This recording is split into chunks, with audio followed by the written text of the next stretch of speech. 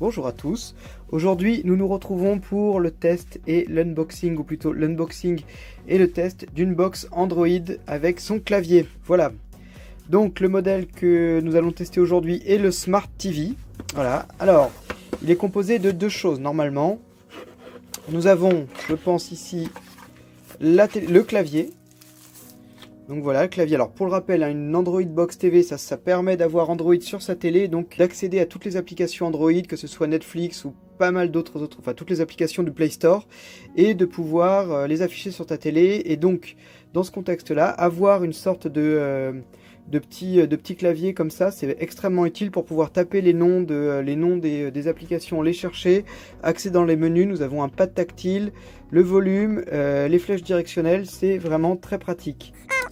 Ce clavier-là est fourni avec une batterie qui ressemble à une batterie de téléphone portable. Du coup, c'est très pratique pour la recharger. Il suffit de brancher le port USB ici, par exemple. Voilà, comme ça. Et de le brancher, et cela recharge la batterie de cette petite télécommande qui je pense, a une très grande autonomie. Ce sont des petits objets qui ont une autonomie assez importante. Nous avons ici le dongle Bluetooth, je pense, Bluetooth ou Wi-Fi, je vais vérifier, je vous dirai ça tout à l'heure, qui permet donc de faire la liaison entre la box et le clavier. A noter que ce clavier-là peut être utilisé sur sur les ordinateurs portables ou sur les Raspberry, les Arduino, n'importe quoi. Voilà. Alors maintenant, la box en elle-même. Voilà, un port USB. Le port USB permettra de recharger le mini keyboard quand il n'aura plus de batterie.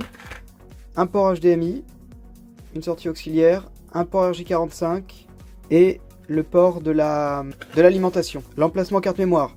La mémoire inclue dans celui-ci est de 64 Go, elle est extensible à 128 Go au moyen d'une micro SD. Alors concernant cette box, voilà, on voit donc que le processeur est un processeur 4 corps, qu'il y a une sorte de carte graphique, je sais pas, on ne peut pas vraiment appeler ça une carte graphique, mais on a un composant qui s'occupe de l'affichage graphique, donc ça c'est pour tous les jeux qu'on peut retrouver sur le Play Store. 4 Go de RAM comme je vous le disais tout à l'heure, 64 Go de stockage, extensible à 128 comme je le disais tout à l'heure, et un Ethernet, voilà, Wi-Fi et l'adaptateur 5 volts. On est sur du Android 8.1. Qu'est-ce qu'on trouve également? On trouve donc l'accumulateur qui permet donc de brancher la box à l'électricité, un petit câble HDMI et la télécommande. Donc maintenant ce que je vais faire, c'est que je vais brancher tout ça et on se retrouve pour le test. Voilà, à tout à l'heure. Alors on se retrouve, donc je viens de la brancher, elle affiche l'heure, tout de suite elle est à l'heure, il est donc 20h12. J'ai branché le dongle du clavier ici, l'HDMI ici et l'alimentation. Et voici comment ça se présente. Maintenant avec le clavier, je vais pouvoir choisir la langue qui me convient. Voilà, hop, hop, hop, je choisis French. Voilà, OK au milieu, tac. Voilà, l'échelle, on est pas mal, on dit OK. Réseau, il faut se connecter. Alors je vous reprends tout de suite. Donc voilà, on se retrouve sur l'application, comme sur un Android. Je vais sélectionner par exemple YouTube qui est déjà présent. Voilà, accueil, et voilà, du coup je me retrouve avec la tendance de YouTube. Bon, il y a évidemment tout ça, on peut chercher. Voilà, on va essayer une vidéo, par exemple, voilà, on va prendre ça. Voilà, le chargement. Donc là, nous sommes sur la publicité. Hop, ignorer l'annonce. Voilà, et la vidéo commence.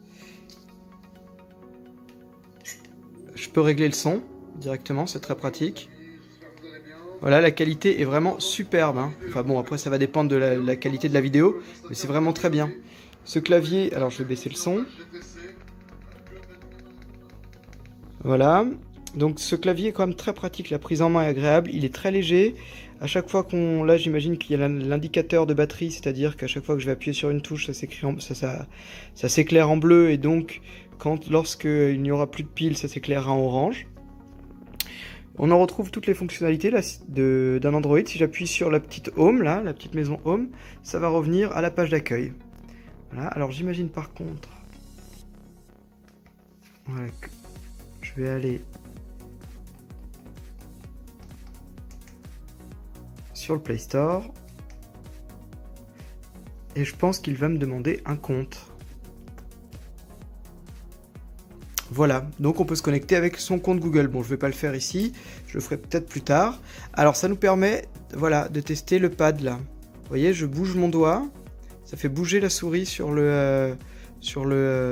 l'écran, et c'est assez réactif hein, finalement. Hein. Je trouve que c'est très, c'est pas du tout désagréable comme ça peut l'être parfois. Du coup, voilà. Bah, écoutez. Pour en finir avec cette box, je la trouve pour le moment très bien. Je referai une vidéo un peu plus tard sur l'usage. Le petit clavier est très bien. La télé ici est une donc LG et ça permet de suppléer à l'application LG qui est un peu légère.